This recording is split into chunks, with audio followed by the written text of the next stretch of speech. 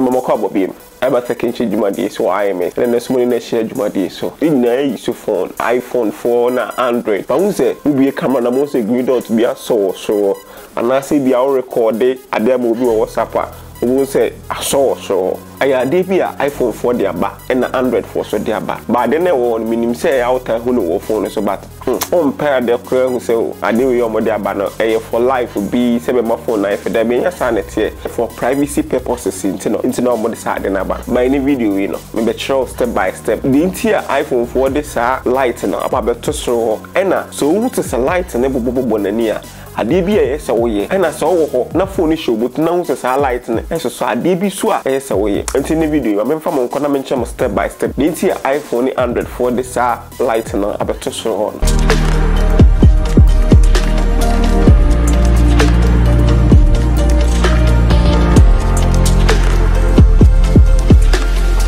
wo send voice message am obi wo WhatsApp obo se light be aso corner ho say the entire light na so sa corner ho ne so person mo show say o application me dey use microphone no ana say o use microphone no and at the same time so no bo say ubie camera na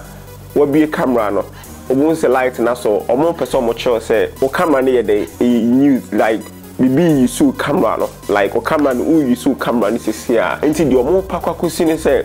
who the previously see me a video be ba say in case of for spyware obobo link so amount for me track will beat me record o kana onya we ana obi timi ebi a phone crack kana front camera na record na onya we say who kita phone no who say who use hwe like who camera like who application be by what who say o light no aso ejina so kakra bo say adum aso you know so kakana do not say application be was so a record in the first no na saade no any strong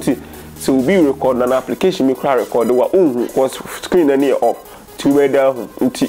but omode sa light na ba beto so say nti ho na hu say light na so na use phone no e be phone kita o use microphone no on for microphone na nye like onye wan so record onye Siri we use 100 so we use your voice recording and I say we use Samsung we use we use Bixby but obo say light na air so nti ebasa na so mu say application mi was so e use microphone no nti hu bibisa na obetimi akọ obi a onim phone mu ana say wan kasa no te ba akọ betimi ai say obedum phone na so udum phone so na hu say o ha na ebasa na update phone or update phone na still a hu say o ha sa na eba application bi e was bi na on use bi an no way afri so mon try step 3 way who say still a gusu a yes no akọ specialist bi na dia channel na why identify problem na channel say o ho na me light na so nti on check ma me hwe say bia unwanted activities bi enko so wo me phone so a on check e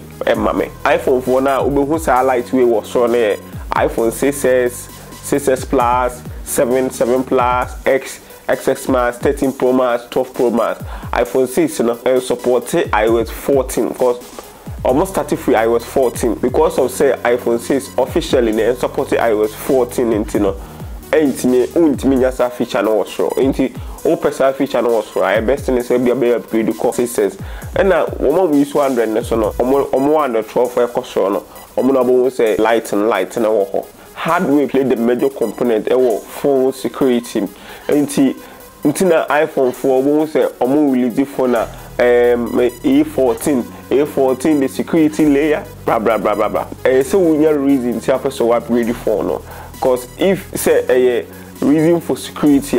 iPhone 4 kita XS Max X immediately I say support the latest iOS I mean say more security updates no and Android so no say more security updates no me give pass video be then be boa ama de bia o ye wo phone so laptop o how to be ye wo bia no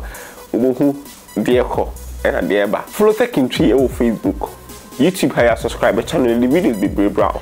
the videos are who here o Ghana happy o ya de bia unim atena o ye no